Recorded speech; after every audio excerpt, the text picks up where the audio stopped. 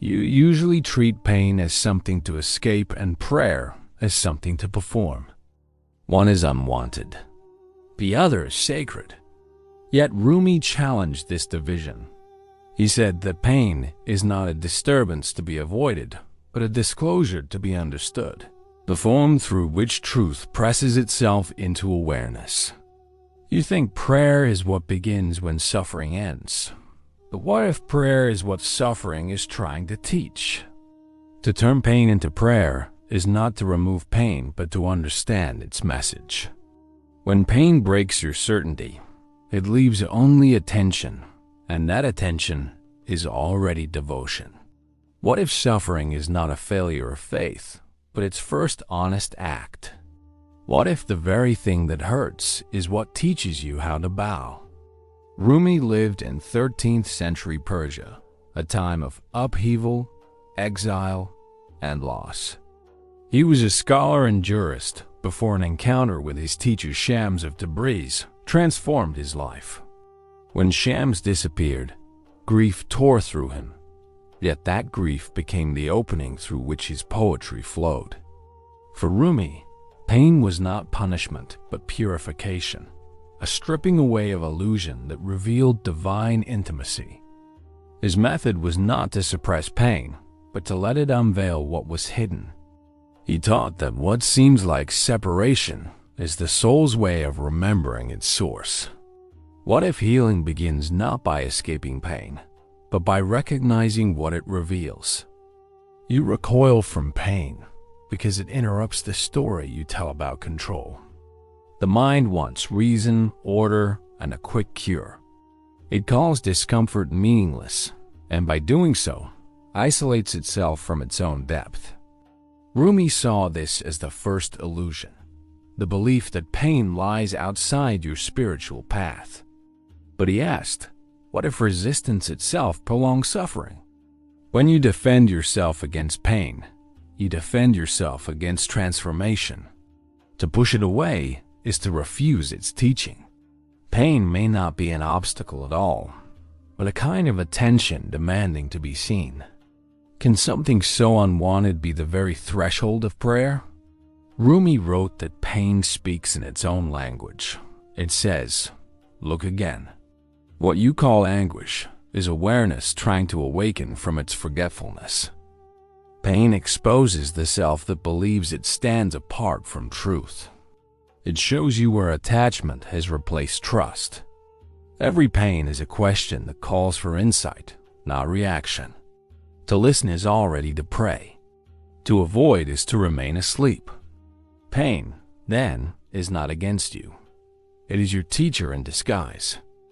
Rumi urged that every ache conceals remembrance. The task is not to silence it, but to understand what it's saying.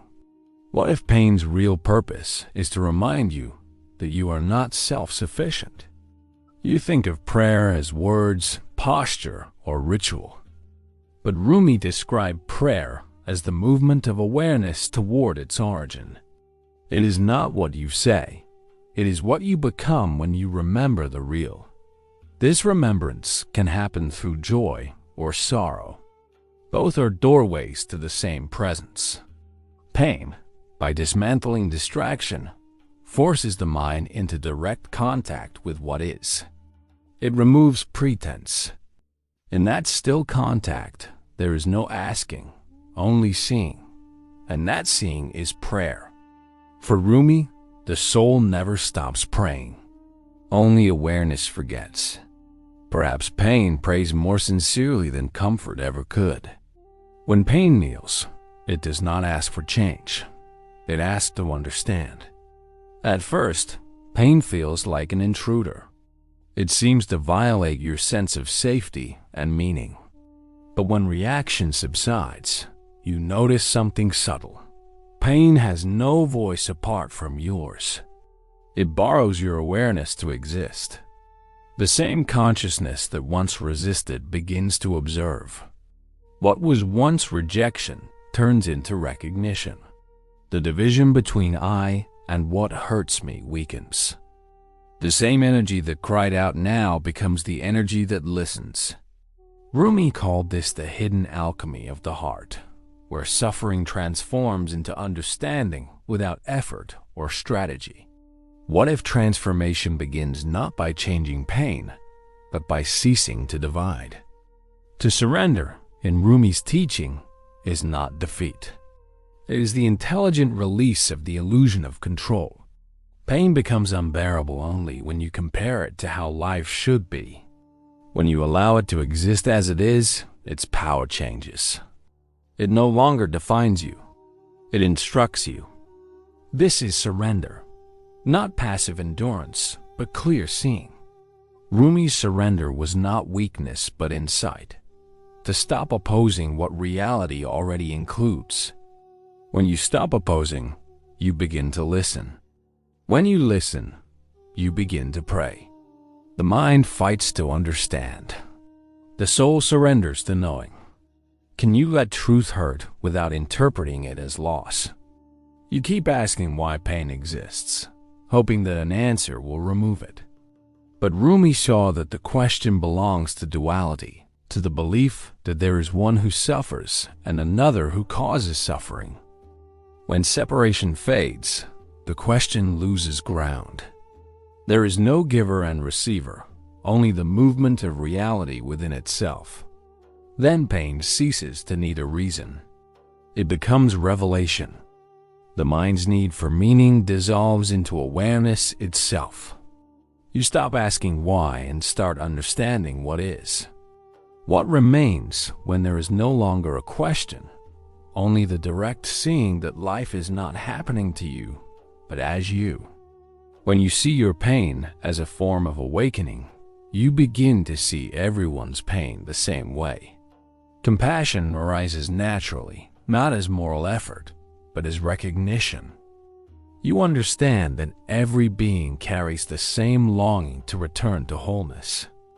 What you once called your suffering becomes a shared mirror of awareness. Rumi taught that the awakened heart no longer distinguishes between its own pain and the world's pain. It feels for all because it has seen through the illusion of separation. Compassion, then, is not pity. It is understanding. If every pain is a prayer, then every heartache is the real speaking to itself. Who, then, is left to console whom? In the end, you see that pain and prayer are not two movements, but one. Awareness speaking and awareness listening. Pain is reality disclosing itself. Prayer is the recognition of that disclosure. When you no longer name pain as mine, it loses its edge and becomes transparent. Through Rumi's insight, you recognize that nothing ever stood outside devotion. Every loss, every ache, every question was already part of the same remembrance. To turn pain into prayer is to see that there was never a separation to begin with, only one act of knowing unfolding through many forms.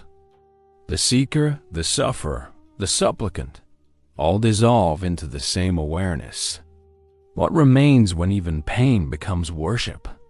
The narration begins with the assumption that pain and prayer are opposites, one to avoid, the other to pursue. Through Rumi's reasoning, this duality dissolves.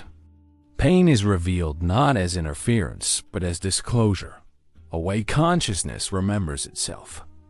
The movement unfolds from resistance to recognition, from self-protection to surrender, and from personal suffering to universal compassion. The final realization restores unity.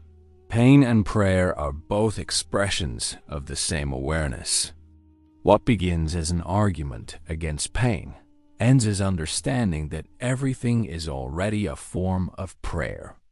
The mind's noise fades into clarity, the stillness that comes when nothing remains to resist.